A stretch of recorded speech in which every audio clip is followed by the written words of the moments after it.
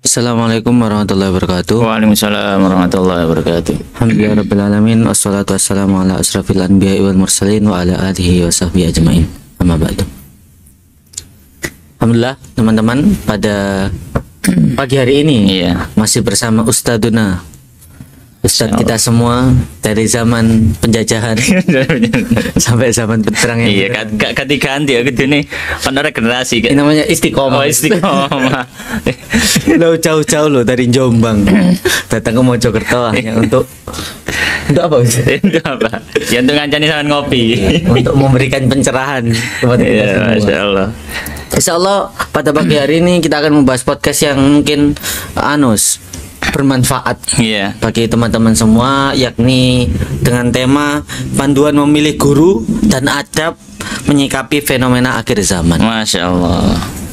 Ini kita selalu membahas isu-isu yang sedang hangat dibicarakan. Soalnya memang bahaya salah guru itu fatal kayaknya. Salah guru. Maka kemudian di podcast kali ini kita membahas tentang bagaimana sih kaifiyah memilih guru yang baik, atau panduan memilih guru itu gitu kan. Soalnya kan kadang mungkin ada beberapa ketika pengajian kan bisa kita ndak ikut gitu kan.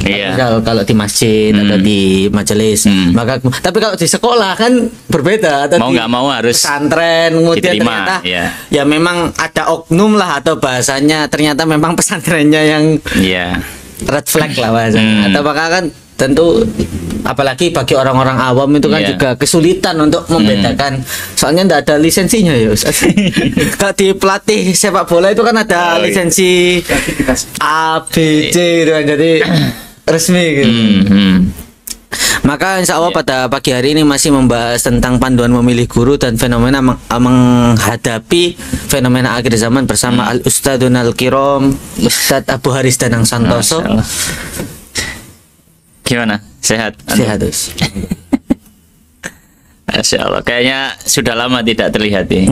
Sibuk apa? Sibuk menyelesaikannya harus diselesaikan.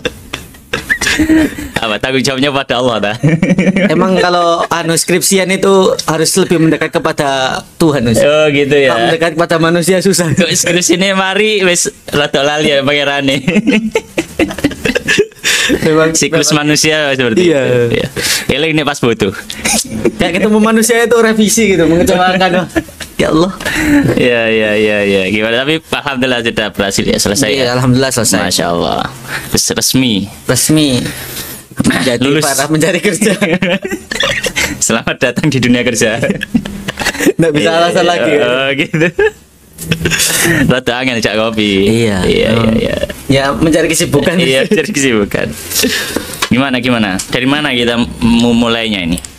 Menarik ini, soalnya ini sebenarnya ada dua tema, yakni yang pertama panduan memilih guru. Mungkin dari zaman dulu mungkin sudah ada ancar-ancarnya atau kaifiyahnya lah.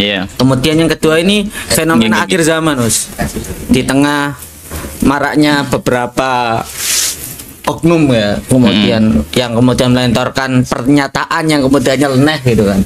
Terus yang kedua ini fenomena guru online, kemudian juga AI menjadi Baituros. Baituros. Ya, soalnya kemarin sempat keluar di beranda IG itu ada ChatGPT include 9 kitab termasuk Ihyaul Ulumuddin, kemudian Fathul Bari dan lain ada 9 itu. Jadi nanti ketika kita menyuruh ke AI-nya udah include langsung keluar dalilnya. Nah itu kemudian kan bagaimana Jadi nanti yang sesi pertama dan sesi kedua. Insya Allah. Nah ini terhadap sesi yang pertama dulu, panduan memilih guru. Kan kadang itu kita sebagai orang awam juga nggak tahu guru yang kemudian yang seperti apa. Masa kita harus seleksi guru, kalau guru privat bisa seleksi kemudian didatangkan, ini cocok nggak cocok, tapi kemudian kita di instansi, di lembaga, apalagi kalau misal kita bilang guru itu yang guru-guru yang non instansi, yang mereka itu tulus ikhlas lah kayak di apa kemudian di apa namanya di desa di musola maksudnya yang berarti mudin dan lain-lain kemudian tiba-tiba saya tidak mau berguru padahal cuma aksesnya ke sana saja. Maka bagaimana mungkin tahapan-tahapan panduan kita sebagai calon-calon penuntut ilmu atau penuntut ilmu untuk memilih guru yang secara zahir ya, kalau secara batin kan kita tidak tahu. Ribunus. Baik, bismillah, wassalatu wassalamu ala rasulillah wa ala alihi washabihi wa ala ya, jadi diantara perkara yang penting ketika kita belajar ya, salah satu komponen yang nggak mungkin bisa kita lepaskan adalah pasti guru. Ya, apalagi kalau kita konteksnya adalah berbicara belajar masalah agama. Kalau mungkin bicara ilmu-ilmu yang selain agama, misalkan belajar apa, mungkin bisa otodidak dan seterusnya. Tapi kalau untuk belajar agama itu tidak mungkin start dari nolnya itu otodidak, itu tidak mungkin ya. Baru bisa nanti mengembangkan bahasa kita, bahasa kita bukan belajar dari nol tapi mengembangkan, baru bisa mengembangkan dengan lepas dari guru. Tapi dalam proses taksilul ilm, jadi apa namanya membuat pondasi-pondasi keilmuan dalam masalah agama itu pasti ada guru, nggak mungkin nggak. Ya, makanya apa namanya ungkapan para ulama yang sangat masyhur adalah ketika mereka mengatakan man kana syaikhuhu kitabuhu fa khatu aktsaru min shawabi. Siapa yang gurunya itu adalah buku, maka bisa dipastikan kesalahannya itu lebih banyak daripada kebenarannya gitu. Ya, ketika ya dia memang nggak pernah belajar sama guru sama sekali gitu. Nah, ketika ilmu agama berarti kita harus menghadirkan seorang guru dalam rihlah ilmiah kita, dalam perjalanan kita belajar. Maka tentu kita harus memilih dulu guru yang sekiranya layak ya untuk kita belajar di situ. Ya, tentu yang pertama ketika kita ingin memilih guru adalah kita lihat dulu kepada apa yang ingin kita pelajari. Apa yang jadi keinginan yang pelajari itu. Misalkan kita ingin belajar bacaan Al-Quran, ya. Kita ingin belajar fikih, kita ingin belajar hadis, kita ingin belajar tauhid. Kita harus menentukan dulu kita ingin belajar apa gitu. Nah, kalau misalkan saya belajarnya umum, saya pengen semuanya dapat gitu ya. Kayak belajar ke guru PAI gitu kan. PAI kan semuanya dapat ya. Solusi. Iya, semuanya dapat. Kita nggak pengen belajar satu fan ilmu tertentu yang spesifik gitu ya. Jadi kita bisa petakan ya. Jadi ketika kita ingin belajar, yang kita atur dulu adalah kita ingin belajar apa. Ya, ada bagian pertama kita ingin belajar semua ilmu dasar-dasar agama. Atau peta kedua, bagian kedua, kita ingin mempelajari sebuah cabang ilmu secara spesifik. Ya. Nah, kalau misalkan untuk cabang yang kedua dulu lah. Kalau kita menuju cabang yang kedua, yaitu ketika ingin mempelajari sebuah cabang ilmu secara spesifik, maka yang dilihat ya, catatan pertama adalah kita cari orang yang kompeten ya di bidangnya. Yeah. Karena kalau kita mau belajar sesuatu yang spesifik, ya lebih afdol kalau kita belajar kayak gini.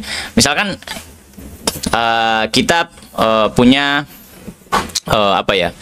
penyakit, kita punya keluhan sakit pada telinga kita. Dokter umum mungkin bisa untuk mendiagnosa, memberi obat mungkin bisa. Tapi kalau kita ke dokter spesialis THT, itu kan lebih memang ilmunya, memang bidangnya. Jadi apa yang disampaikan lebih mantep gitu. Ya sama. Kalau misalkan kan ya ustadz macam-macam ya. Ada ustadz yang menyampaikan tuh beliau punya fokus di bidang tertentu gitu. Terkenal dengan fokus bidang tertentu. Ada juga ustadz yang semuanya disampaikan gitu maksudnya dari A sampai Z TAI enggak pasti ya menyampaikan. Beliau tidak terlihat, maksudnya tidak terkenal condong bidang apa gitu. Nah, maka ketika kita ingin mempelajari satu ilmu, kita lihat orang-orang atau para guru yang memiliki kompetensi di bidang tersebut secara khusus. Kita pilih dulu, kita cari dulu, kita searching lah, sekarang sangat mudah. Kita cari dulu. Ketika sudah kita melis daftar ustadz atau daftar guru yang memiliki kompetensi dalam cabang ilmu tersebut, kemudian ya, yang menjadi catatan berikutnya adalah kita lihat bagaimana beliau dalam akidahnya. Ya, dalam artian akidah di sini adalah jangan sampai kita mempelajari orang ini memang terkenal dalam hal satu bidang, tapi orang ini juga sangat terkenal akidahnya sangat-sangat menyimpang dari Ahlussunnah wal Jamaah gitu.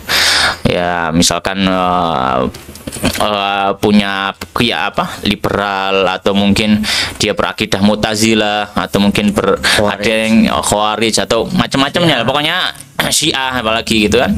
Ya, jadi memiliki keyakinan yang berbahaya, karena kalau misalkan kita sebagai orang awam kita mengkhawatirkan bahwasanya barangkali dari apa yang disampaikan ada yang disusupkan di situ, Ya, kalau misalkan konteksnya kita sebagai orang awam, maka lebih baik kita berhati-hati, ya, hendaknya mencari seorang guru yang memang akidahnya akidah Ahlussunnah wal Jamaah, sehingga tidak sampai merusak akidah kita. Karena gini, ketika kita sudah menentukan satu figur itu menjadi guru kita, ya, kita itu mau nggak mau pasti nanti akan istilahnya mengangguk-anggukkan apapun yang akan disampaikan oleh beliaunya. Itu pasti mengiyakan. Iya. Tidak tahu, diberitahu oleh orang yang tahu dengan kita, background memang spesialis di bidang itu, ya kita gitu. Dan kita akan mencatat, akan mengutip kembali. Iya. Nah, khawatirnya kita nggak tahu ternyata yang disampaikan itu ada sisipan-sisipan dari akidah yang mungkin bisa merusak akidah kita. Ya, jadi itu yang kedua, ya. Kita perlu untuk melihat daripada akidah orang tersebut. Kemudian yang ketiga adalah yang tidak kalah penting, adab. Ya.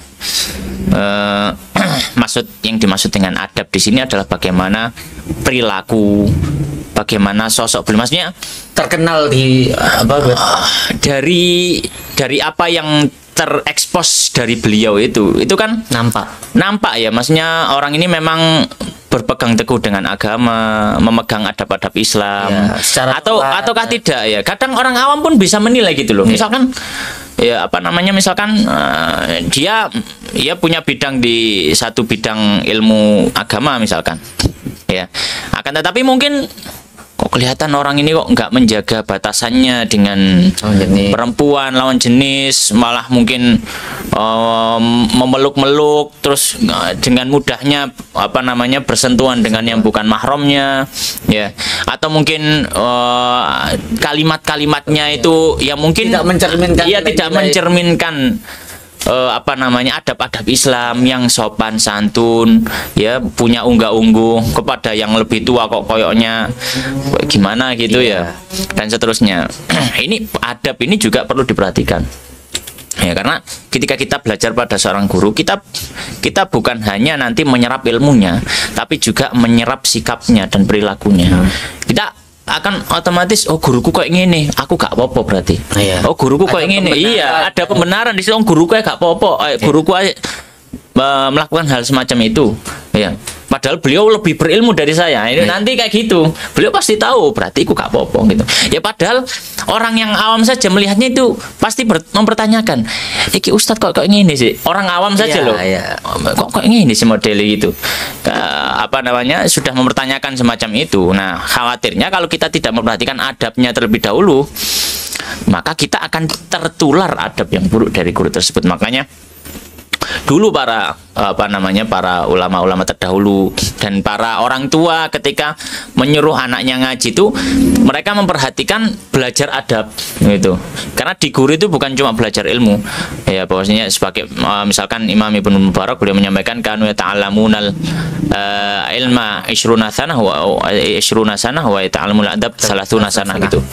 Mereka dulu itu belajar ilmu cuma 20 tahun tapi belajar adabnya 30 tahun, karena kan nyerta melayani, khidmat, kemudian membersamai, membantu. Itu kan belajar adab-adab bagaimana guru kita bersikap pada orang lain, bersikap dengan orang yang berbeda pendapat dengannya, yang sesuai pendapat dengannya, dengan orang yang berbeda golongan, dengan lawan jenis bagaimana, ya dan seterusnya.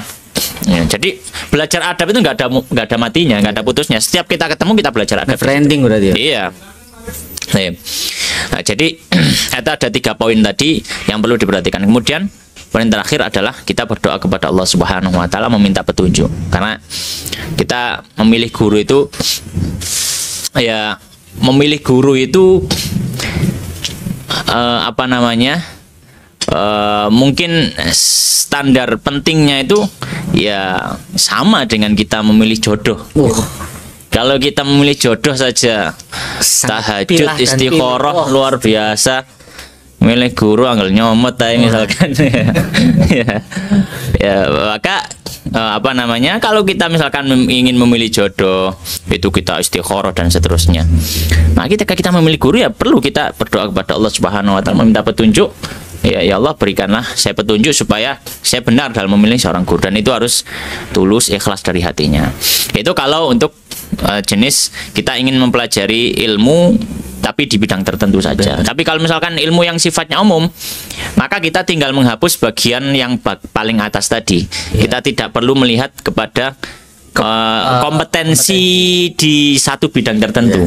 Ya, selama beliaunya memang cukup masyhur dengan memiliki pengetahuan tentang agama Islam, maka cukup tinggal dilihat kembali kepada masalah agamanya, ya, akhlaknya, kemudian setelah itu berdoa, ya, karena ya ucapan yang masyhur dari siapa, Muhammad bin Sirin, beliau mengatakan inna hadzal ilm din fanzur amman ta'khuduna dinakum, bahwasanya ilmu ini adalah agama, maka lihat dari siapa kalian mengambil agama kalian. Jadi mungkin seperti itu. Ketika tadi dibilang yang poin pertama, Mas, itu kan tentang kompetensi. Kalau tadi diibaratkan dengan profesional gitu kan. Kita kan melihat banyak kayak dokter, spesialis gigi, ada pelangnya depan rumahnya. Sementara Ustadz ini spesialisnya apa gitu. Maka kemudian ya tadi. Ya mungkin dilihat banyak ada pimpinan cabang apa. Tidak.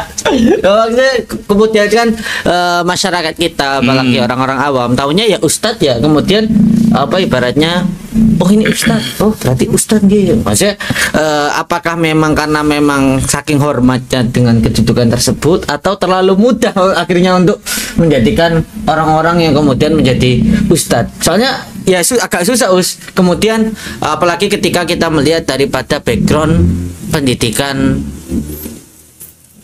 formal. Nah, maka kalau dulu kan kemudian Bunda Aisyah mengatakan anak Nabi gimana karena khuluqul Quran, karena menyertai Anas bin Malik itu menyertai. Jadi tahu kemudian semua amaliyahnya, bagaimana ketika adzan, bagaimana kemudian ketika, maksudnya akhirnya mengambil benar-benar penuh gitu. Karena mungkin di pesantren kita mungkin tahu dengan, walaupun mungkin tidak tahu semua kemudian amaliyah, tapi kan kemudian ketika kita belajar di lembaga-lembaga formal dan memang kebanyakan seperti itu gitu kan, baik di MI atau SD, MTS, MA dan lain sebagainya, itu kan kita kan ketemu guru kita itu saat 2 kali 45 menit.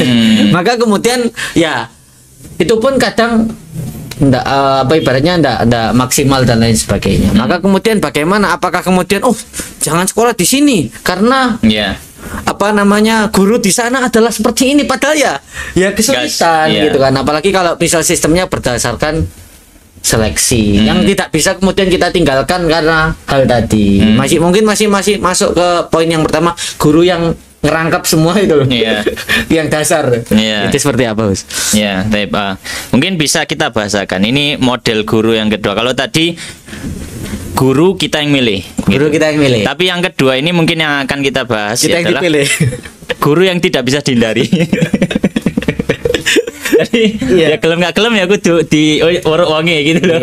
Ya sama dulu kayak kita sekolah kan ada guru yang mungkin buka enak, sangat apa namanya killer gitu kan. Tapi kita nggak bisa hindari karena kita sekolah di situ udah.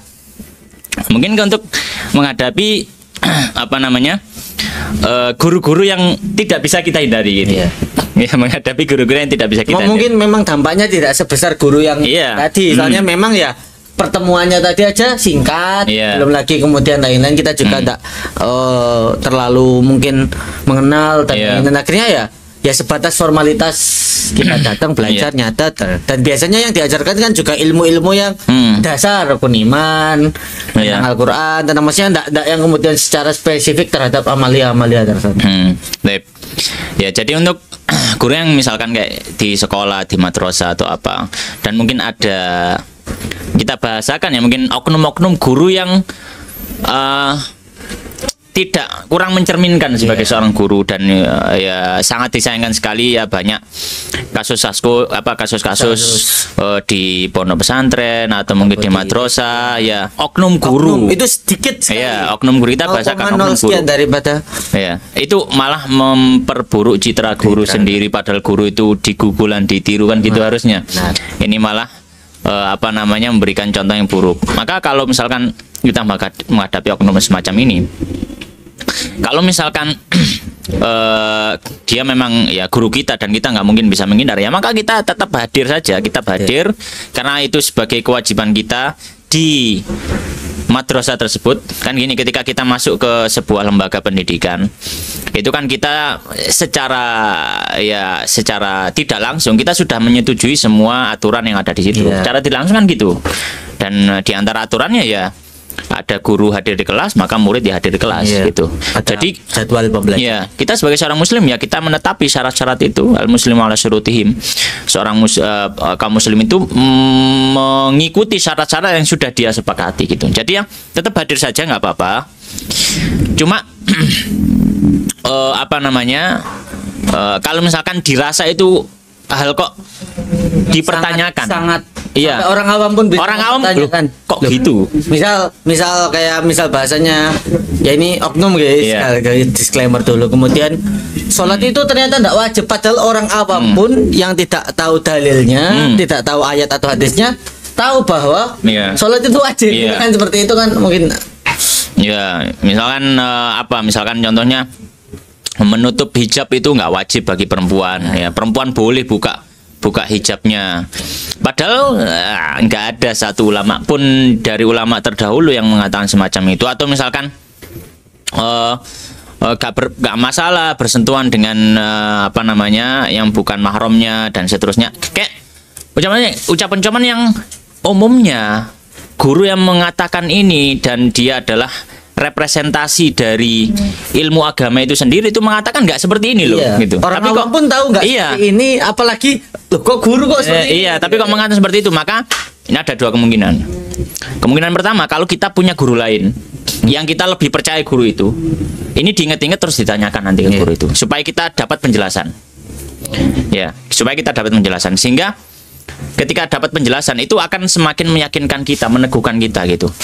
Karena sesuatu yang dijelaskan dengan sesuatu yang tidak dijelaskan itu lebih meyakinkan yang sudah dijelaskan daripada yang dibiarkan saja itu meskipun kita acuh ya tapi tetap di hati itu kayak gerunjel. Ya, jadi ada dua ya. Kalau misalkan dia punya guru lain bisa ditanyakan itu. Yang kedua, kalau misalkan dia memang nggak punya guru yang lain gitu dan dia belum sempat mengusahakan untuk cari guru yang lain, maka ya dia cut di situ bagian potongan itu, dia sisihkan, dia lupakan dulu. Jangan dihiraukan, jangan diamalkan. Ya, karena prinsipnya kita dalam beragama untuk individu kita adalah menjauhi hal yang sifatnya syubhat. Syubhat itu kayak suatu hal ini kita masih mamang gitu loh. Mamang itu apa ya? Ragu-ragu iki kayak bener kayak salah. Maka seorang muslim untuk pribadi dirinya, maka hendaknya dia menghindari hal yang sifatnya syubhat semacam ini. Ya. Bahkan Nabi SAW menyampaikan mewanti-wanti faman waqa'a fi syubhat waqa'a fil haram. Siapa yang terjatuh pada hal yang syubhat, maka dia sudah masuk ke dalam hal yang haram. Maksudnya apa sudah masuk dalam hal haram? Karena dia sudah menempatkan dirinya pada salah satu dari dua kemungkinan, yaitu keharaman. Meskipun belum tentu haram, tapi dia sudah memasukkan dirinya dalam salah satu dua kemungkinan, haram atau halal kan itu. Maka ya kita nggak boleh berspekulasi untuk masalah agama kita, ini masalah akhirat gitu. Ya, makanya dalam aturan-aturan agama juga ada kaidah yang dibangun oleh para fuqaha, para ulama untuk menanggapi satu perkara. Ada yang namanya ihtiyat. Ihtiyat itu hati-hati gitu. Ya, misalkan contohnya khuruj minal khilaf mustahab gitu ya. Keluar dari perselisihan. Ya, misalkan ada yang ngomong A ngomong ini hukumnya wajib, B ngomong hukumnya sunnah misalkan. Ya. Kita kerjakan saja. Kalau kita kerjakan yang wajib nggak ada masalah, yang sunnah juga nggak ada masalah. Tapi kalau kita tinggalkan karena kita meyakini itu sunnah, ditinggalkan saja. Yang wajib akan Anda meninggalkan wajib itu. Jadi ya kenapa kok seperti itu? Ya ihtiyatan sebagai bentuk hati-hatian kita gitu. Alhamdulillah. Jadi kalau misalkan dia nggak punya guru lain, nggak punya referensi lain untuk dia bandingkan, maka sebaiknya dia singkirkan hal tersebut, perkara-perkara semacam itu, ya. Kemudian dia tetap menyelamatkan agamanya dengan apa yang sudah dia yakini terlebih dahulu pada pelajaran-pelajaran yang sudah mungkin dia dapatkan dari guru-guru yang lebih terpercaya. Mungkin seperti itu Mas Najis, untuk menghadapi guru yang tidak bisa dihindari. Ya, memang tapi biasanya mungkin dampaknya ya tadi ibaratnya tidak terlalu besar karena memang tidak instan mungkin di majelis ilmu atau di pesantren. Kemudian yang kedua ya bahasanya ya tadi, kemudian pertanyaan-pertanyaan yang sampai orang awam pun mempertanyakan, ditanyakan maksudnya bahkan orang yang mungkin ibaratnya tidak sholat, preman atau siapapun itu tahu bahwa sholat itu wajib, cuma dia memang perkara aneh gitu ya. Gitu loh. Kemudian kok ternyata malah diucapkan sholat itu nggak wajib, bahkan preman yang kemudian yang jauh daripada nilai-nilai agama. Dan karena itu kan suatu hal yang kemudian sudah mendarah daging di masyarakat yang mayoritas muslim, itu suatu hal yang aneh, jilbab, sholat, kemudian dengan lawan jenisnya itu udah semua yang harusnya dalam hati walaupun dia mengatakan dalam lisan seperti itu. Kemudian yang terkait dengan tadi terkait dengan memilih guru. Nah, bagaimana jika kemudian dalam konteksnya itu kan sering terjadi bahwa kita memiliki banyak guru, dan ternyata banyak guru ini kemudian berbeda dari perdebatan kemudian. Maka kemudian ini juga menyoroti fenomena bahasane biasanya kiai dulu itu ngaji sak penake. Jadi kalau mau nyari materi apa dia ngajinya. Kalau di pesantren kan kita tidak bisa request tema. Kemudian ya dari misal Al-Baqarah ya kemudian ya sampai Imran, An-Nisa, Al-Maidah, atau kalau misal memang juz 30 karena memang kurikulumnya di pesantren itu seperti itu ya yang ngaji tafsirnya itu gitu. Tapi kan kemudian dengan fenomena tadi milih guru, kita bisa memilih guru yang tadi, kemudian ada guru yang tidak bisa kita hindari, terus ada yang para thalabul ilmi atau bahkan netizen ini memilih tema, saya mau ngaji bab-bab ini aja, nikah saja ke Ustadz ini gitu. Kemudian ya itu toh kemudian yang fikih, kemudian yang amalia itu kadang sering terlupa. Atau bahasanya dengan fenomena online, kalau dulu kita itu kalau mau belajar agama ya harus datang talaki, kemudian datang ke majelis ilmu, ke pesantren, atau kemudian ke tempat-tempat yang memang ada gurunya di sana. Sementara sekarang kan kita bisa mendengarkan audio, mendengarkan video live streaming gitu kan. Dan kemudian kita bisa mengakses hal-hal tersebut dari kamar kita, dari rumah kita, dari tempat kerja kita, mendengarkan dengan maksudnya lainnya. Akhirnya bahasanya, maka kemudian bagaimana sih selain kita tadi berhati-hati memilih guru, maka kemudian apa hal-hal ilmu yang memang basic dan harus dipelajari oleh para thalabul ilmi ini, khususnya orang-orang awam gitu. Soalnya karena tadi kita kan seringnya menyenangi. Kalau di sekolah kan tadi, kalau kenapa kemudian ditanyakan ada kurikulum, ada hal-hal yang kemudian memang tidak bisa kita hindari karena nilai, karena memang sudah paketnya. Di pesantren juga gitu. Tapi ketika kita mengacu dengan fenomena yang sekarang gitu kan, yang kita bisa ngaji itu milih yang non formal gitu, maka kemudian kita seringkali senang sekali mendengarkan yang cinta, apalagi tentang pernikahan, menikah muda, lain-lain. Tapi kemudian ketika dihadapkan dengan kajian-kajian atau ustadz-ustadz yang menyampaikan tentang fikih, tentang wudhu, aku sih maksudnya biar wis tahu diuruki, cuma kemudian tidak kemudian, maka batasan yang ibaratnya minimum bare minimum seorang thalabul ilmi untuk orang awam aja itu ilmu apa yang kemudian harus dipelajari. Ya. Bismillah. Sekarang tentang masalah belajar ilmu agama gitu ya. Apa yang hendaknya dipelajari setelah seorang itu memilih guru dengan benar dan bersikap terhadap guru yang ada di hadapan kita. Sekarang ilmu apa yang hendaknya kita tentukan untuk kita pelajari gitu ya. Kalau saya memandang ya,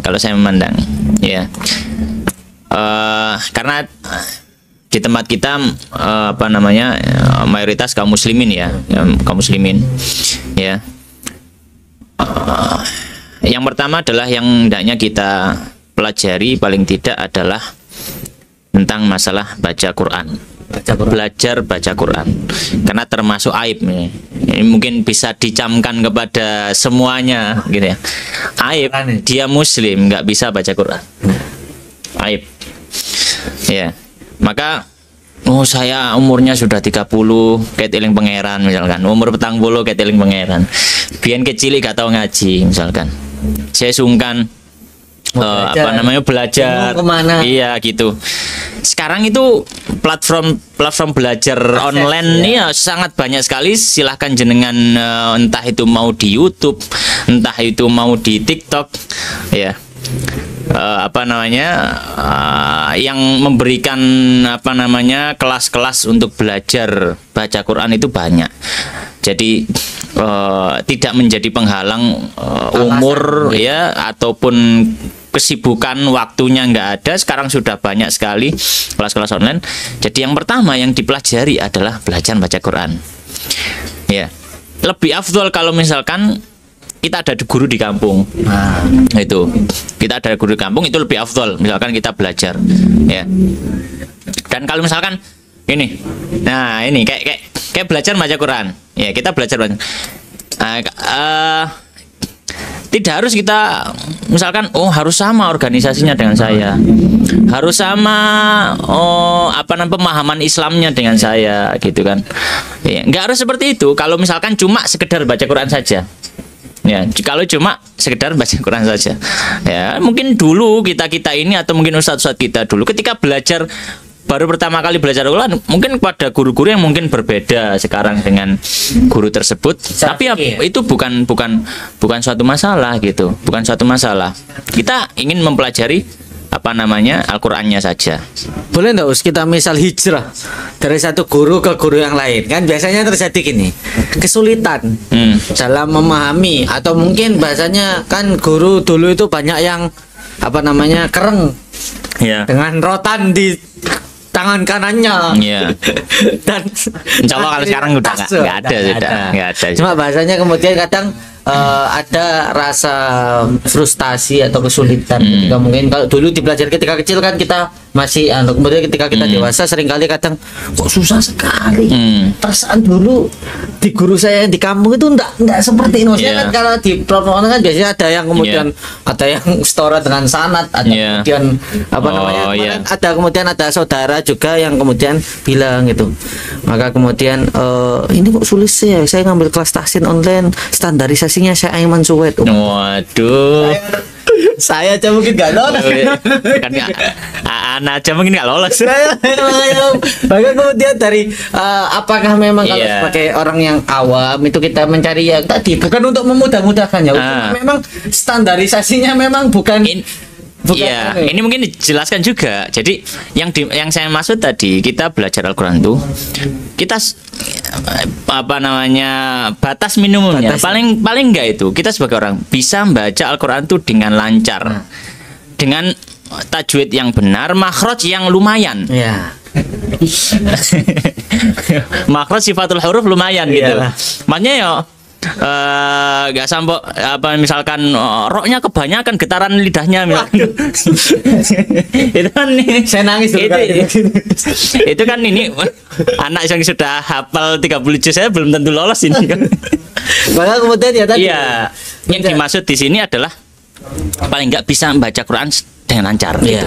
Karena memang tujuan besarnya di sini adalah kenapa saya mendorong untuk belajar baca Al-Quran. Maksudnya di sini adalah supaya bisa digunakan wirid di rumah baca Quran gitu. Mama lihat apa? Iya.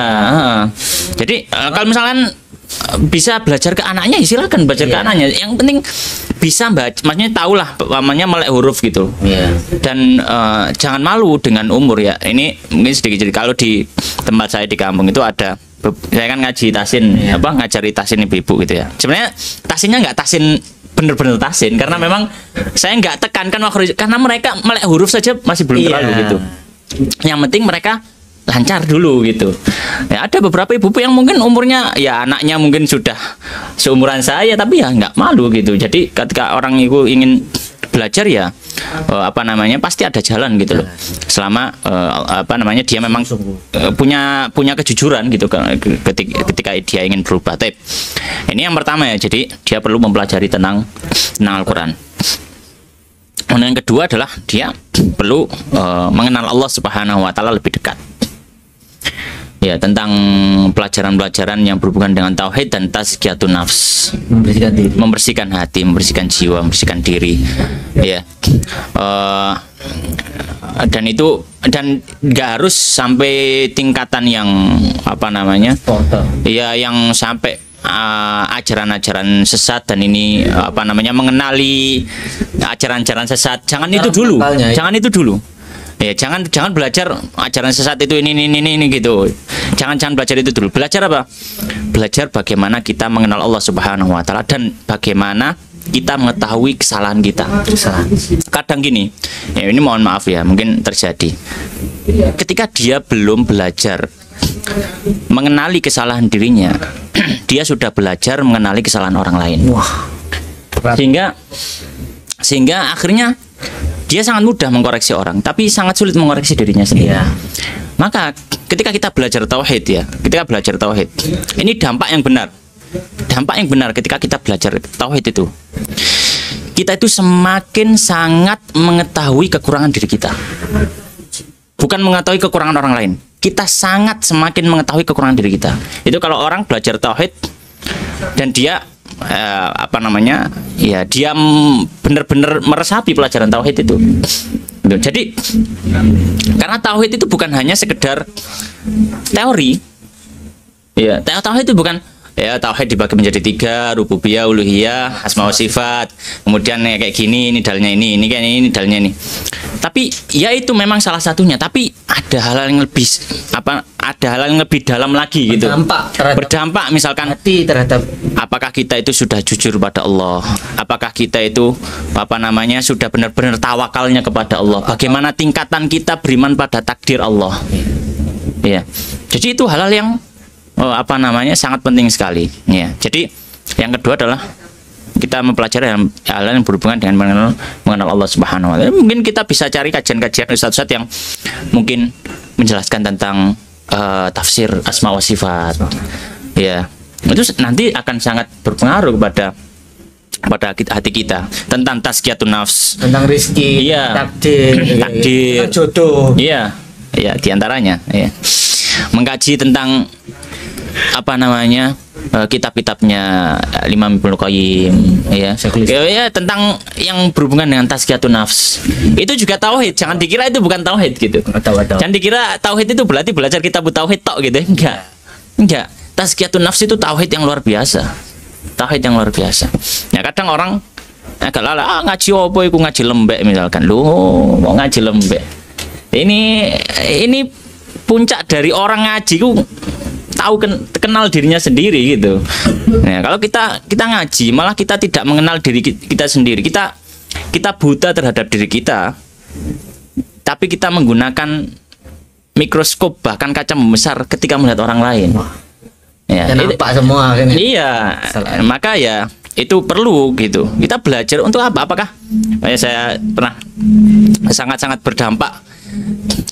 Saya tahu ya Ustadz siapa namanya Halim Naru, siapa ya, saya pernah dengar Armen Halim Naru kalau nggak, beliau kan menjelaskan gitu ya, rahimahullah, menjelaskan apakah kita ngaji itu untuk memperkeras hati kita kan gitu. Masya Allah, itu memang benar. Kita ngaji apakah untuk memperkeras hati kita? Apakah kita ngaji untuk mencari banyak musuh? Apakah kita ngaji untuk menuding sana menuding sini? Iya, kita ngaji untuk membersihkan hati kita, semakin takut pada Allah, semakin tawakal pada Allah, semakin berharap pada Allah. semakin sadar bahwasanya kita itu ternyata hamba yang sangat-sangat tidak pantas. Iya. Ada di atas muka bumi Allah kalau bukan karena kasih sayang Allah Subhanahu wa taala dan seterusnya. Jadi seperti itu. Jadi ngaji tazkiyatun nafs itu memang itu tauhid gitu. Jadi bukan itu ngaji lembek, ngaji tauhid itu bukan ngaji kita harus mengenal tauhid ini, tauhid itu, dalil-dalilnya kita hafal dan seterusnya. Tapi tidak berdampak. Dan iya, tapi akhirnya itu tadi gitu. Kita harus mengetahui firqah-firqah sesat sehingga kita tidak terjatuh dalamnya. Iya, itu memang salah satu bagian dari tauhid. Iya, tapi itu tauhid keluar. Iya. Kapan kita belajar tauhid yang ke dalam diri kita? Kapan kita menyalahkan diri kita? Iya. Nah, itu penting. Iya. Maka belajar tauhid ini intinya itu ya. Tazkiyatun nafs. Kalau menurut saya seperti itu. Ya, mungkin ada yang tidak setuju dengan opini ini ya boleh-boleh saja, namanya pendapat gitu ya. Terus yang ketiga adalah tentang masalah belajar aturan agama kita yang berhubungan dengan amaliyah yang kita lakukan. Fikih amaliyah. Entah itu fikih ataupun muamalah ataupun apapun. Oh iya. Iya. Pokoknya kita melakukan suatu hal gitu kan. Paling enggak kita tahu dasarnya apa. Pernah ngaji itu enggak ya? Pernah dengarkan ada ustadz yang menyampaikan seperti itu enggak? Gitu.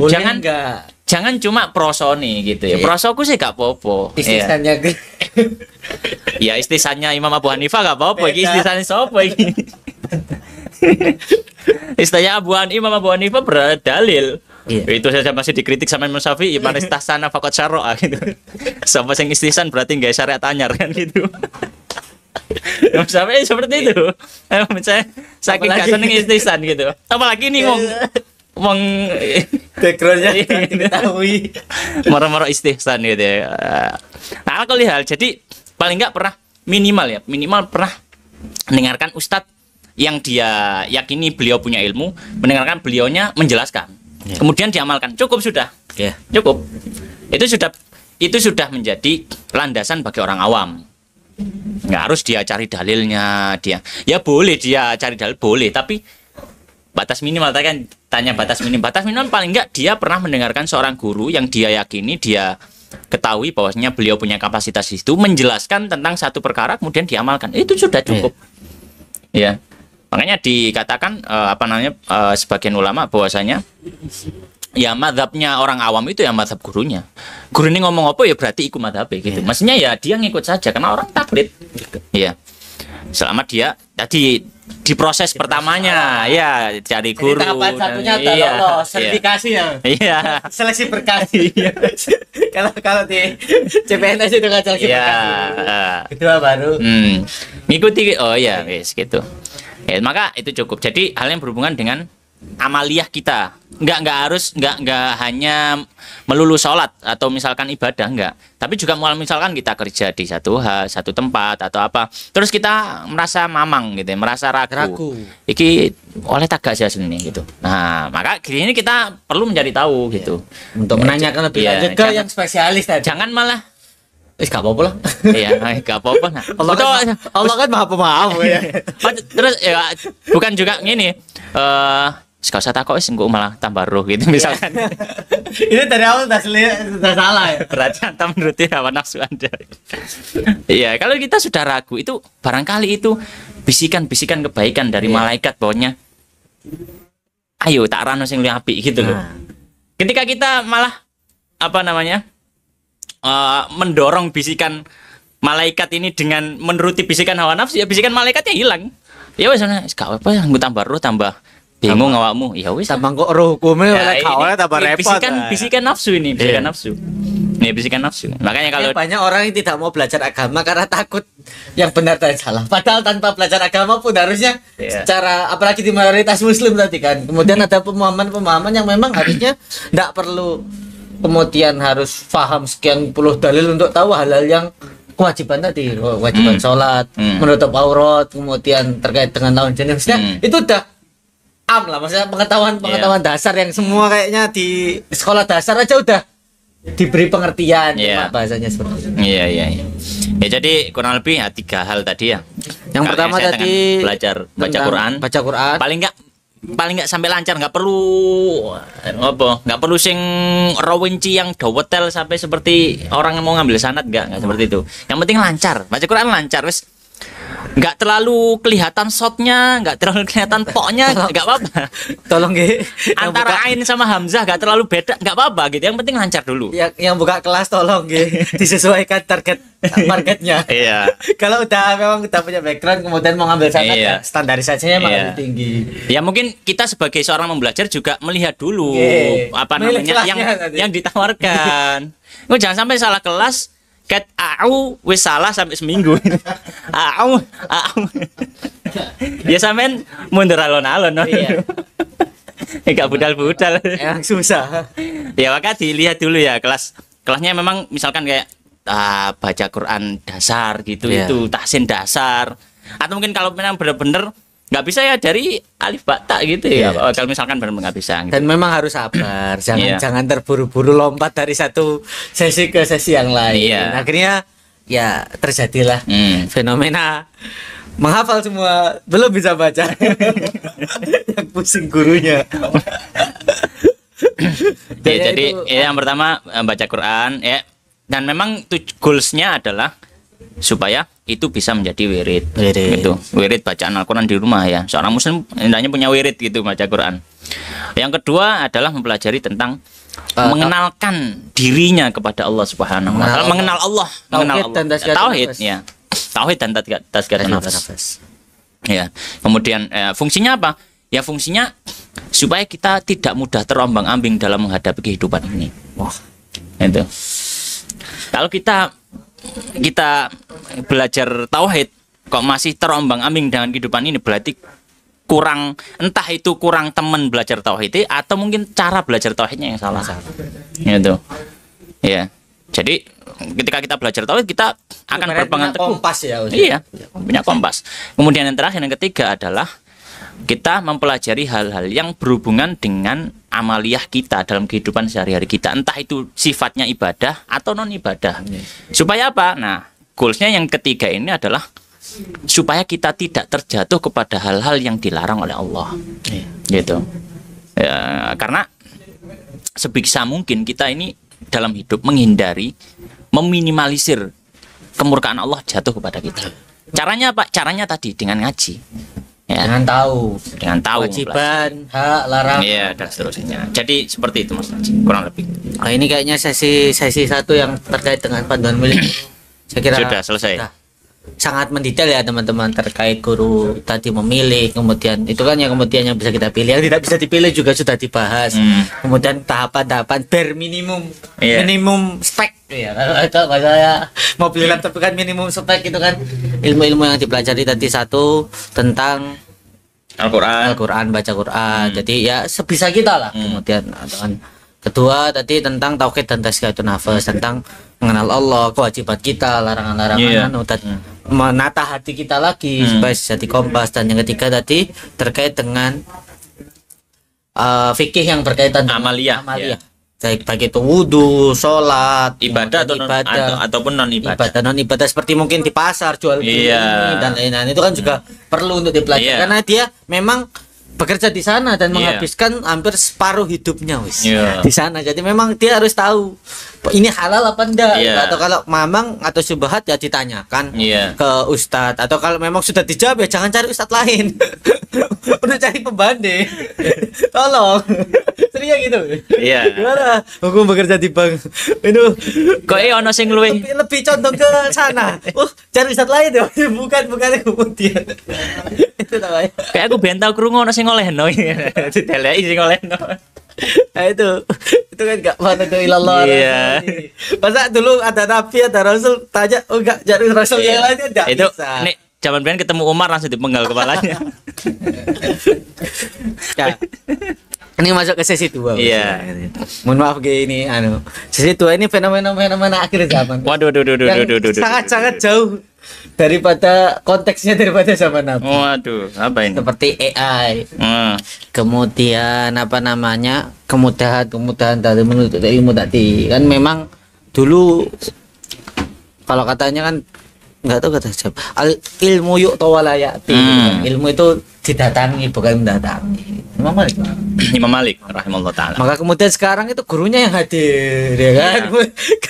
Les privat atau kemudian gurunya Zoom itu kan kemudian seperti apa dan apa namanya terkait dengan fenomena AI tadi sempat saya singgung di Mukadimah bahwa kemarin itu enggak sengaja bukan nyari-nyari ya, memang di Instagram ternyata ada ChatGPT include fitur 9 kitab, bisa milih kitab apa aja kita pikir gitu. Jadi kemudian itu maksudnya kita masukkan apa hukumnya ini gitu tak? Iya, jadi nanti dia pertanyaannya by prompt.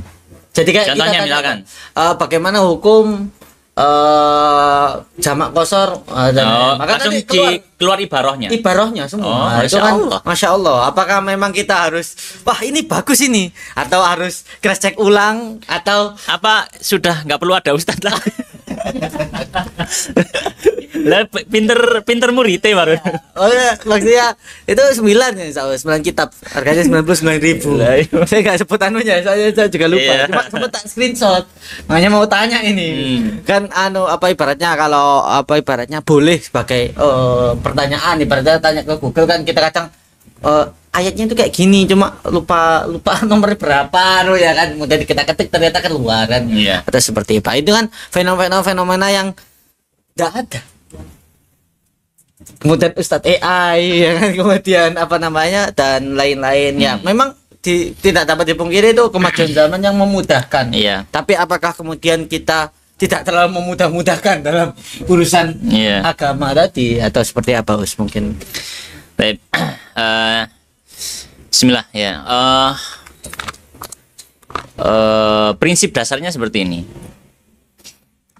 Bahwasanya agama itu ada yang sifatnya maqasid, ada yang sifatnya wasail.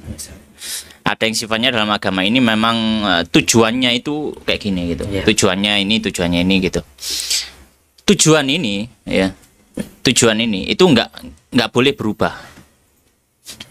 Meskipun dengan perubahan zaman dia nggak boleh berubah. Tapi ada yang namanya wasail. Wasail itu apa? Wasail itu wasilah. Iya wasilah. Wasilah itu berarti ya cara-cara media untuk mewujudkan maksud-maksud syar'i. Tujuan maksud mewujudkan tujuan tadi supaya tujuan tadi ada terwujud dan seterusnya.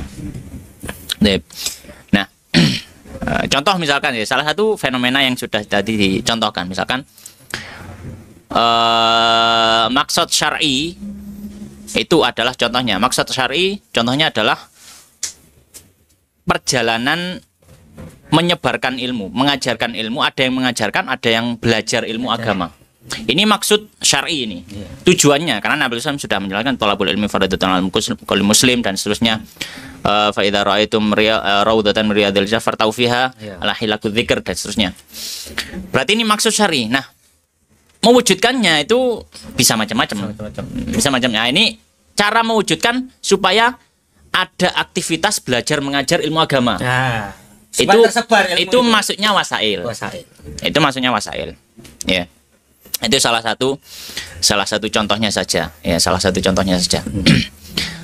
Maka di sini kita sampaikan, kalau maqasid tadi sifatnya adalah maqasid syar'iyah atau maqasid syariah, maka dia itu nggak bisa berubah dengan perubahan zaman. Kenapa nggak bisa berubah dengan perubahan zaman? Karena kalau dia misalkan berubah, berarti agama ini adalah sesuatu yang bisa dirubah-rubah semau kita. Dan itu berarti tidak ada beda dengan agama ahli kitab. Agama sebelumnya. Iya. Yang mereka merubah-rubah agamanya sendiri gitu. Yang dirubah bukan wasailnya. Tujuannya. Intinya. Iya. Halal pokoknya yang dirubah. Nah, kalau kita merubah maqasid ini, inti-inti dari apa yang ingin disampaikan oleh agama, ya maka berarti kita nggak ada beda dengan model yang sudah diterapkan oleh orang-orang Yahud wa Nasara kan gitu. Karena mereka sudah merubah-rubah. Nah, adapun wasail, maka wasail itu sifatnya mengikuti zaman, dia lebih fleksibel, ya. Dia itu bisa berubah-ubah, tidak harus wasail itu stagnan di satu posisi atau dia hanya harus kayak gitu, ya. Karena dia wasail macam-macam, ya. Maka di sini apa namanya, kalau misalkan di zaman Nabi misalkan ketika orang ingin belajar agama, ayo kudu teko nang masjid gitu. Iya. Kemudian di zaman setelahnya, kekhalifahan setelahnya, kemudian mulai bikin apa namanya, ma'ahid, ya, bikin mahat, ya bikin pusat-pusat pembelajaran yang itu enggak di dalam masjid. Ya. Jadi kayak misalkan bikin Darul Hadis Asyrafiyah atau Darul Hadis di sini, atau bikin universitas bahkan majelis ilmu lah. Iya, jadi seperti itu, kayak misalkan di Karuan, kemudian di Al Azhar dan seterusnya. Ya, di zaman Nabi nggak ada kelas-kelas seperti itu, nggak ada gitu. Kemudian apa namanya, ada misalkan cabang-cabang ilmu semakin dikembangkan untuk memudahkan orang yang ingin belajar Al-Quran, ingin memudahkan orang yang belajar ilmu agama semakin tertata dan seterusnya. Ini semuanya sifatnya wasail. Maka kalau wasail sifatnya, ya itu tadi, sifatnya dia mengikuti zaman selama tidak melanggar atau menabrak rambu-rambu syariat, maka diperbolehkan. Maka misalkan mewujudkan tujuannya tadi. Mewujudkan tujuan lagi. Kalau misalkan belajar online, ada apa namanya tadi, AI kitab dan seterusnya, itu sarana, nggak ada masalah gitu. Maktabah Syamilah yang lebih dulu ada kan gitu ya, dan seterusnya. Maka ini nggak ada masalah, apa namanya, ada hal-hal semacam ini untuk memudahkan belajar kita gitu. Nah, kemudian untuk ya tentang masalah untuk yang kayak AI kitab atau yang semacamnya ya. Pada dasarnya dia bisa dijadikan sumber ilmu gitu ya. Kalau saya pribadi memandangnya seperti ini. Hal semacam itu membantu. Iya, itu membantu. Iya, itu membantu untuk mempercepat proses meramu ilmu gitu ya. Mempercepat proses meramu ilmu dan menghasilkan ilmu. Iya. Tapi itu tidak bisa menggantikan kedudukan guru. Peran guru nggak bisa digantikan oleh hal-hal semacam itu, nggak bisa digantikan. Kenapa? Karena sangat besar sekali kemungkinan kayak misalkan kayak AI atau apa, kesalahannya itu cukup besar. Ya. Apalagi nggak di cross check. Iya, nggak di cross check ulang kadang. Saya pernah nyoba gitu kan ya dulu. Yang bukan AI kitab ya, AI biasa. AI biasa itu kayak mempertanyakan satu hal, tapi jawabannya itu nyeleneh gitu. Maksudnya saya paham hal ini, tapi kok gini. Referensinya. Iya, kayak dalilnya nggak masuk gitu, nggak masuk gitu. Gitu. Nah, jadi dia mungkin bisa untuk apa istilahnya itu ya, memudahkan pintu darurat. Iya kan, sampai sekarang juga masih terus dalam tahap pengembangan kan ya. Jadi ya dia mungkin bisa jadi pintu darurat gitu ya. Iya. Tapi dia nggak bisa jadi pintu utama. Itu jadi ya tetap harus bertanya kepada teks guru. Itu kan yang buku aja tadi, yang kitab resminya aja dikatakan lebih banyak kesalahannya daripada benarannya. Apalagi kemudian ini nggak ke kitabnya langsung, rujukan dari lah ya. Maka ya itu tadi ya, maka ya hendaknya kita jadikan itu sebagai pintu darurat. Misalkan sudah mentok dan ini kondisi masih belum sempat cari jawaban gitu ya, sudah, kita gak apa-apa cari lewat Google, cari lewat AI itu. Nah, nanti kalau sudah selesai perkara, kita tanyakan lagi kepada Ustadz. Cross check terus penjelasan dari bayannya ya mungkin ibaratnya benar, tapi penjelasan ya benar. Apalagi di kitab fikih ya. Kadang kalau orang apa namanya nggak belajar kitab fikih itu kadang agak bingung ya, salah paham. Salah paham itu karena mungkin apa namanya ada hal-hal yang misalkan dia itu sebenarnya nggak jadi syarat, akhirnya seolah-olah dia dimasukkan jadi syarat gitu. Boleh kayak gini tapi kayak gini dikira yang kedua ini, kalimat kedua, diksi kedua itu iya, itu adalah syaratnya, padahal ketika dilihat di kitab syarahnya, makanya kitab fikih itu apa namanya kadang syarah itu masih ada syarah. Iya, syarahnya syarah. Iya, nah itu pentingnya guru. Kalau nggak ada guru nggak bisa gitu. Ya, kalau mungkin kitab hadis untuk merujuk hadis gampang ya. Tapi kalau juga kan kemudian digital kan bisa dicocokkan dengan tanpa mengetahui ilmu-ilmu tapi kalau misalkan fikih secara khusus, maka ini butuh guru, sangat butuh guru. Wong ada guru aja kadang masih pusing. Iya. Makanya kalau susah ya udah tanya ustadz aja. Soalnya belajar sendiri itu sulit. Iya. Kemudian nyocokkan ayat hadis apa lagi kan, kemudian dari berbagai macam puluhan atau kita batas kalau tanya ustadz kan kita cuma ikut aja taklid. Kita mukalid. Tapi guru mesti ustadz jawab. Tapi biasanya ustadznya dan tanyakan ustadznya. Jadi ada saat pertanyaan. Kadang sekali rasa-rasa ustadz. Ya itu kan kalau nanti dijawab sebagai media, sebagai pembantu lah. Cuma ya memang harus di cross check ulang karena ya tadi terkait dengan ibaratnya kemudian cara penjelasan. Nah kemarin ada fenomena yang menarik itu di game Roblox ya Mas Nafi ya mungkin yang tahu. Itu di Roblox itu kan ada kayak peta open world gitu. Buat tempat namanya ngaji di puncak. Jadi kan kalau di Roblox kita kan buat karakter game gitu kan. Kemudian yang dengarkan pengajian gitu kan. Bahkan kemarin kalau nggak salah yang di Malaysia itu ada musabaqah Hifdzul Quran di Roblox gitu kan. Ya. Karena dia gamenya open mic gitu. Jadi kan sambil ada gitu suaranya. Maka kemudian ya memang terbagi. Berarti karakternya ada yang ngomong gitu ya? Iya, jadi kan yang ngomong kan, pemainnya. Iya, game sosialisasi sebenarnya. Kita buat karakter, kemudian kita saling ngobrol, perkenalan, terus ada yang bangun candi Borobudur, ada yang maksudnya dia kan kemudian akhirnya ya tadi menjadi apa namanya customize. Saya juga enggak terlalu cuma bahasanya dia bangun tempat ngacak itu apa ibaratnya ngaji di puncak. Cuma ya enggak tahu, saya juga belum ngikuti apakah yang disampaikan itu kajian fikih atau kajian tahsin atau mengkaji tentang alam atau mengkaji tentang yang lain. Ormas lain bahaya. Itu. Enggak, kemudian ya tadi fenomena ya tentu terbagi jadi pro kontra. Ada yang pro itu sebagai wujud ekspresi dari generasi yang lebih muda. Yang kontra bahwa kehilangan ketakdiman majelis ilmu karena ya tadi karena karakter yang rambutnya macam-macam kemudian Allah alam lah. Tapi ya itu tadi itu kan fenomena ekspresi yang akhir zaman ada kayak jadi zaman-zaman sebelumnya. Terus masih di fenomena akhir zaman terakhir terus kan namanya karena bahasa akhir zaman itu kan. Apakah memang kiamat itu ada tanggalnya? Waduh, kok kiamat ini. Kadang fenomena akhir zaman kan sering dibilang bahwa memang ini mungkin enggak yang detail banget aja. Cuma mungkin beberapa teman-teman orang-orang awam itu bertanya gitu. Kan sering itu banyak di masjid-masjid, mushola atau bahkan di pesantren, kiamat sudah dekat itu kan. Tanda-tandanya sudah muncul semua. Kita hanya tinggal kemudian kan ya memang kita meyakini bahwa kiamat itu akan terjadi dan harus meyakini. Dan kemudian apakah memang sedekat itu dan apakah ada ibaratnya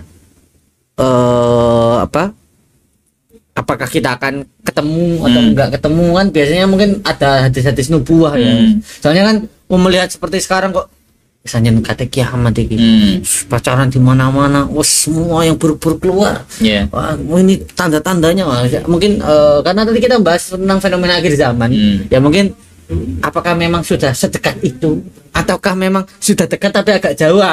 Mungkin pertanyaannya ibaratnya itu. Mungkin orang awam kan apakah tadi sudah dekat sedekat apa gitu. Itu aja sebagai closing statement. Kiamat itu pasti terjadi ya, tidak mungkin tidak ya. Hanya saja masalahnya adalah kapan waktunya. Pastinya ya. Dan sedekat apa? Ya. Karena dibangun pada kesepakatan bahwasanya waktu hari kiamat itu nggak ada seorang ulama yang mengatakan mengetahui. Bahkan misalkan ada yang mengetahui kapan kiamat, dipastikan dia berdusta dengan kedustaan yang besar. Ya. Maka di sini kita sampaikan kiamat itu pasti terjadi. Kapan waktunya kita tidak tahu. Sehingga mengukur kedekatannya pun cukup sulit karena kita nggak tahu. Tanda-tandanya tadi. Ya, kalau misalkan Zat kan kita bisa ukur dari tanda-tandanya. Misalkan tanda-tandanya itu sudah dimulai sejak zaman Nabi. Tapi diutus itu udah tanda. Kalau misalkan berapa tahun sekarang sejak zaman Nabi sampai sekarang 1447 tahun. Apakah itu berat itu waktu yang dekat atau waktu yang lama ya?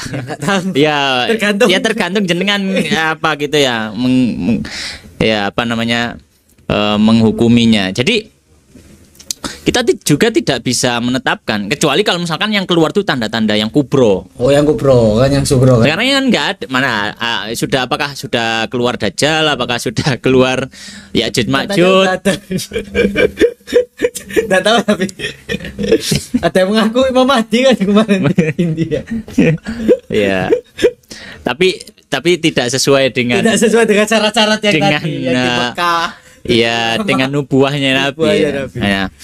Kalau saya pribadi, ya saya lebih berpendapat bahwasanya lebih baik kita tidak terlalu mendalami hal itu. Kalau saya pribadi, mungkin ada beberapa ustadz yang mungkin mendalami ya. Spesialis kiamat ya. Ustadz yang meden-medeni gitu ya. Ngajak ya saya memang harus. Iya. Bahasanya. Iya, nggak apa-apa. Itu kan, kapan? Iya, nggak apa-apa. Sempat ada filmnya juga. Nah, yang kalau saya boleh berpendapat juga, yang jadi masalah saya nggak ada masalah menjelaskan hari kiamat. Yang jadi permasalahan entah menggaduk-gadukkan. Cocokologi tadi. Apa menggaduk-gadukkan nih bahasa Indonesia? Mencocokkan, pokoknya ini itu sama dengan ini sama dengan ini. Nah, memastikan hal tersebut itu yang kita tidak tahu. Memastikan hal tersebut itu yang kita tidak tahu. Karena teksnya kan asbabun nuzulnya jelas, sementara bahasanya fenomena alam itu akan terjadi terus gitu kan. Kayak dukun. Kemarin itu dukun berarti kiamat loh. Tidak bisa juga dukun yang seperti apa gitu ya. Gitu kan. Makanya kebakaran hutan dikira dukun kan. Akhirnya ya ala kulli hal jadi ya ketika ditanya kapan kiamat ya saya secara pribadi ya dan semua ulama juga kan pasti tidak tahu. Apakah sudah dekat? Ya juga tidak tahu. Dan dan ketika mungkin dipertanyakan lo kan sudah ada tanda-tanda ya tadi tanda-tanda yang besar itu belum muncul. Loh ada sebagian orang yang mengatakan tanda besarnya sudah muncul. Ya maka perlu dipertanyakan juga apakah tanda-tanda itu memang sesuai dengan nas hadis. Gitu. Atau nas disebutkan nasanya kayak gitu. Oh enggak, sifatnya itu majas di hadis itu kayak gitu, tapi sebenarnya enggak seperti itu. Misalkan kan kadang kan ada ya misalkan bahwasanya Dajjal itu akan datang ya keluar di akhir zaman. Kemudian dia akan membawa surga dan neraka gitu kan ya. Nerakanya Dajjal itu ya surga Dajjal yang neraka gitu. Nah misalkan maksudnya surga dan neraka itu adalah kayak gini dan kayak gitu dan seterusnya. Misalkan ini Dajjal yang benar Dajjal, atau misalkan Imam Mahdi misalkan. Imam Mahdi ya panjinya adalah hitam misalkan, dia adalah keturunan Nabi Muhammad ya, dan seterusnya, namanya sama dengan namanya Nabi Muhammad dan seterusnya ya. Masalahnya kita tidak bisa memastikan bahwanya itu memang sesuai yang apalagi nama sekarang gampang sekali. Ya, nama bisa dibikin ya, kecuali kalau dites DNA dulu. Waduh. Ya, ala kulli hal. Jadi ya kita juga nggak bisa memastikan kedekatannya gitu. Dan yang sebaik-baik apa yang disampaikan oleh Nabi SAW ketika ditanya oleh seorang Arab Badu, ya Rasulullah, mata sa'ah. Nabi SAW menjawabnya, wa madza a'datta laha. Kamu sudah siap apa? Kok takut kiamat? Nah itu yang menjadi poinnya di situ. Jangan ke tanggalnya. Jangan kita berkonspirasi ya. Sekarang itu belajar fikih akhir zaman. Belajar masalah akhir zaman. Kita belajar konspirasinya, bukan belajar persiapannya. Gak tambah wedi ame pangeran, tambah apakah benar segitiga permuka tempatnya Dajjal? Baca juga Ustaz ya, misalkan ya. Apakah bener tembok yang ada di Georgia di mana itu adalah temboknya Ya'juj Ma'juj yang dibangun oleh Dzulkarnain karena ada struktur bangunan seperti bangunan. Nah, kita belajarnya itu bukan untuk berkonspirasi tapi untuk semakin takut, semakin kita mendekatkan diri pada Allah Subhanahu wa taala. Berdoa selalu pada Allah, ya Allah jangan matikan saya ketika hari kiamat. Itu doanya sudah itu teman-teman ya. Sekarang tadi kita berkonspirasi malah kapan ya? Iya. Jangan teman-teman. Iya, kita malah menghabiskan umur untuk hal semacam itu gitu. Hanya cocokologi itu. Iya. Fa'al kulli hal, jadi Itu tadi jawaban tentang Mas Kemat. Saya nggak tahu dekatnya, saya nggak tahu kapannya, dan lebih baik kita semakin mendekatkan diri pada Allah. Itu poin closing statementnya itu teman-teman ya. Karena tadi bahas fenomena akhir zaman, mungkin kapan sih? Nah itu tadi dijawab. Ya tidak ada yang tahu kecuali Allah Subhanahu Wa Taala. Ya tidak ada kisi-kisinya juga. Nubuah tadi cuma. Ya itu mungkin mengakhiri perjumpaan kita pada pagi hari ini. Tidak terasa ya, 1 jam lebih sedikit. 1 jam lebih banyak kayaknya. Sedikit. Insya Allah mudah-mudahan tadi yang disampaikan bisa bermanfaat untuk teman-teman, dan senantiasa tetap stay, kemudian menyimak materi-materi podcast yang lain yang mungkin bermanfaat. Insya Allah, Masya Allah. Ada kelas tasin dong. Ya, demikian mari kita tutup dengan bacaan hamdalah dan doa afdal majelis. Alhamdulillahirabbil alamin, subhanakallahumma bihamdika, asyhadu an la ilaha illa anta, astaghfiruka wa atubu ilaik. Saya Munajat undur diri. Saya Danang Santoso. Assalamualaikum warahmatullahi wabarakatuh.